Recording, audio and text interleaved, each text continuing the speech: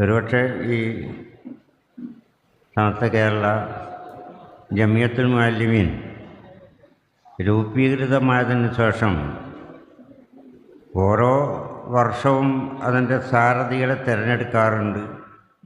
അവർക്കൊക്കെ സ്വീകരണങ്ങൾ പലയിടത്തായിട്ട് ലഭിക്കാറുമുണ്ട്. അങ്ങനെയുള്ള സ്വീകരണ യോഗങ്ങൾ ഒരുപക്ഷെ ഇത്രയും വിപുലമായൊരു സ്വീകരണ യോഗം മുമ്പ് കഴിഞ്ഞിട്ടുണ്ടോ എന്ന് എനിക്കറിയില്ല.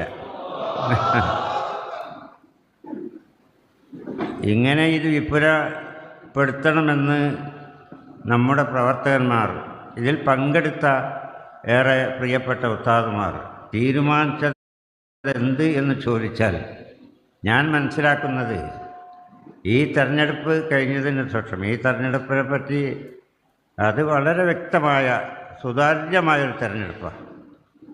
എല്ലാ വർഷവും നടക്കുന്നത് പോലെയുള്ള ജനാധിപത്യ മര്യാദ അനുസരിച്ച് ഉള്ളൊരു തെരഞ്ഞെടുപ്പാണ്.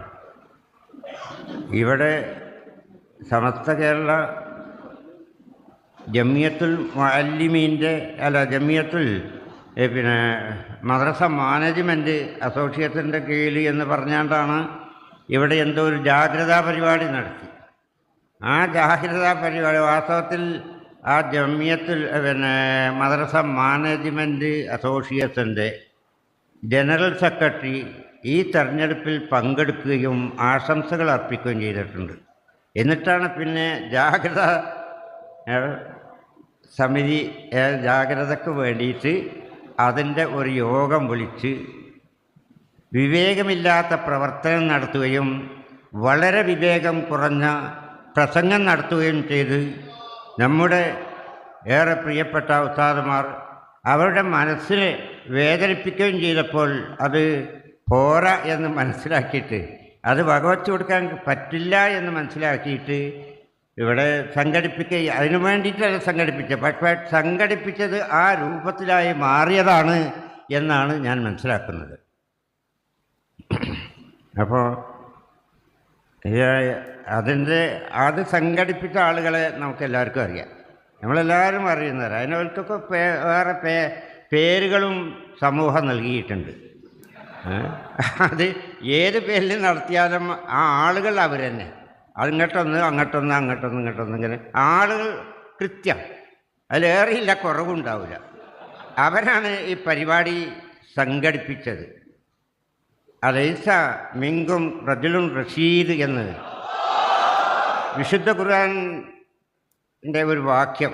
അതായത് ഒരു കൂട്ടം അവിവേകികൾ വേണ്ടാവൃത്തികൾ ചെയ്തപ്പോൾ അവരെ തടഞ്ഞു നിർത്താൻ ആരും തയ്യാറായിരുന്നപ്പോൾ മഹാനായ ആ പ്രവാചകൻ വളരെ പരിശ്രമിച്ചിട്ടും മറ്റുള്ളവർ വഴങ്ങാതിരുന്നപ്പോൾ അവരോടാ ചോദിച്ചത്, അലൈസ മിങ്കും റജുലുൻ റഷീദ്.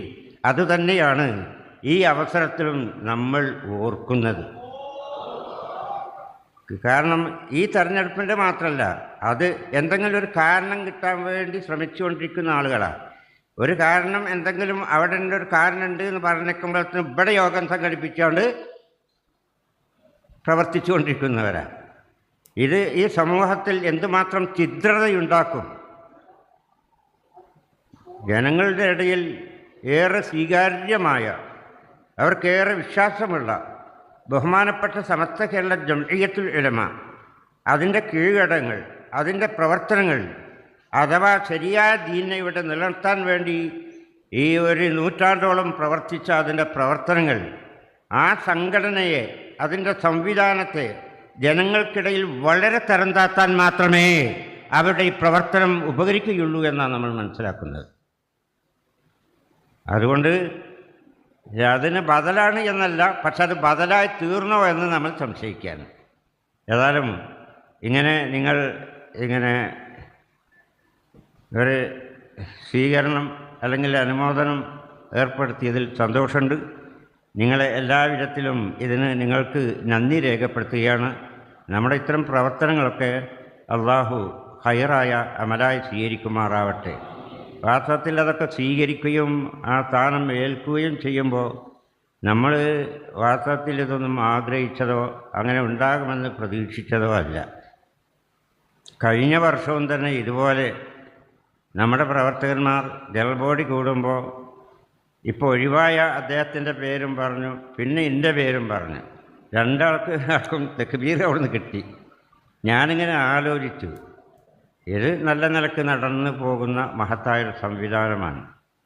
ഇത് പറഞ്ഞ് തെരഞ്ഞെടുപ്പൊക്കെ ഉണ്ടാക്കിയാണ്ട് അത് വോട്ടെടുപ്പൊക്കെ നടത്തി. മാത്രമല്ല എന്നെ സംബന്ധിച്ചിടത്തോളം ഒരുപാട് ഉത്തരവാദിത്തങ്ങൾ ഇതും കൂടി എടുക്കുകയാണെന്ന് വെച്ചാൽ അതൊക്കെ ഒരു വിഷമാകും. അതുകൊണ്ട് ഞാൻ ആ പ്രസിഡന്റ് സ്ഥാനം എനിക്ക് വേണ്ട എന്ന് ഞാൻ എൻ്റെ മനസ്സുകൊണ്ട് ഉറപ്പിച്ച് അതിന് നേതൃത്വം നൽകുന്ന MT ഉസ്താദിനോട് പറഞ്ഞു, ഇനി അതിന് വോട്ടെടുപ്പൊന്നും വേണ്ട, അത് പിന്നെ നിലവിലുണ്ടായിരുന്ന അദ്ദേഹം തന്നെ ആയിക്കോട്ടെ എന്ന് പറഞ്ഞ് അദ്ദേഹം അത് പ്രഖ്യാപിച്ചാണ് കഴിഞ്ഞ വർഷത്തെ തെരഞ്ഞെടുപ്പ് അങ്ങനെ പോകുന്നത്. ഈ വർഷം എനിക്ക് അതിനെപ്പറ്റി ആലോചിക്കാനോ പറയാനോ സമയം കിട്ടി. ഇതിൻ്റെ മുമ്പ് എല്ലാവരും തിരഞ്ഞെടുത്തതാണ് നമ്മൾ കാണുന്നത്. പക്ഷേ നമ്മുടെ മനസ്സുകൊണ്ട് വിഷമവും ബുദ്ധിമുട്ടുമുണ്ട്. കാരണം ഒരു ഉത്തരവാദിത്വം ഏറ്റെടുത്ത് കഴിഞ്ഞാൽ മുഴുവനായിട്ടൊന്നും നമ്മൾക്ക് നിർവഹിക്കാൻ കഴിയില്ല, എന്നാലും പരമാവധി നിർവഹിക്കണ്ടേ, അതിന് സാധിക്കുമോ എന്നുള്ള ആ വിഷമങ്ങൾ അത് മനസ്സിലുണ്ട്. അല്ലാഹു സുബ്ഹാനഹു വ തആല നല്ല നിലയിൽ കൊണ്ടുപോകാൻ ഞാനടക്കമുള്ള ഈ പുതിയ അതിൻ്റെ ഭാരവാഹികൾക്ക് സഹപ്രവർത്തകർക്ക് അല്ലാഹു സുബ്ഹാനഹു വ തആല തൗഫീക്ക് നൽകി അനുഗ്രഹിക്കുമാറാവട്ടെ. ഒറ്റ സമാധാനമാണ് അതിലുള്ളത്. മഹാനായ അബ്ദുറഹ്മാൻ ഇബ്നു സമ്ര റളിയല്ലാഹു അൻഹു പറഞ്ഞൊരു ഹദീസ്, ഖാലലി റസൂലുള്ളാഹി സ്വല്ലല്ലാഹു അലൈഹി വസല്ലം, മഹാനായ റസൂലുള്ളാഹി സ്വല്ലല്ലാഹു അലൈഹി വസല്ലം എന്നോട് പറഞ്ഞു, യാ അബ്ദുറഹ്മാൻ ഇബ്നു സമ്ര ലാ തസ്അലിൽ ഇമാറ, നീ അധികാരം ചോദിച്ചു വാങ്ങരുത്. ഫഇന്നക ഇൻ ഉഅ്തീത ഫഖദ് ഉഇൻത അലൈഹ ഇൻ ഉഅ്തീതഹ അൻ ഗൈരി മസ്അലത്തിൻ ഉഇൻത അലൈഹ. നീ ചോദിച്ചു വാങ്ങിയതല്ല, നിനക്ക് അല്ലാത്ത വിധത്തിൽ ലഭിച്ച അധികാരമാണ് എങ്കിൽ അത് ഉഇൻത അലൈഹ, അള്ളാഹുവിൻ്റെ ഭാഗത്ത് നിന്ന് അതിന് സഹായമുണ്ടാകും, അതിൻ്റെ മേൽ നീ സഹായിക്കപ്പെടും. വഇൻ ഉഅ്തീതഹ അൻ മസ്അലത്തിൻ ഉക്കിൽത ഇലൈഹ, നേരെ മറിച്ച് ഇത് ചോദിച്ചു വാങ്ങിയ അധികാരമാണെച്ചാൽ അത് ജനം നിർവഹിക്കേണ്ടി വരും, പടച്ചവൻ്റെ ഭാഗത്തുനിന്ന് സഹായം ഉണ്ടാവില്ല എന്നാണ് പറഞ്ഞത്. അപ്പോൾ നമ്മൾ ചോദിച്ചു വാങ്ങിയതല്ല, എല്ലാവരും പറഞ്ഞപ്പോൾ നമ്മൾ സ്വീകരിക്കേണ്ടി വന്നതാണ്. ആ നിലക്ക് പടച്ചവൻ്റെ ഭാഗത്തു നിന്നുള്ള സഹായം നമുക്കുണ്ടാകും എന്നുള്ള പ്രതീക്ഷയാണ്. നിങ്ങൾ ദുആ ചെയ്യണം ഒക്കെ ഭംഗിയായിട്ട് നിർവഹിക്കാൻ എന്ന് മാത്രം പറഞ്ഞുകൊണ്ട് ഒരിക്കൽ കൂടി നന്ദി രേഖപ്പെടുത്തിക്കൊണ്ട് ഞാൻ എൻ്റെ വാക്കുകൾ അവസാനിപ്പിക്കുന്നു. വാഖിറു ദഅ്വാനാ അൽഹംദുലില്ലാഹി, അസ്സലാമു അലൈക്കും വറഹ്മത്തുള്ളാഹി.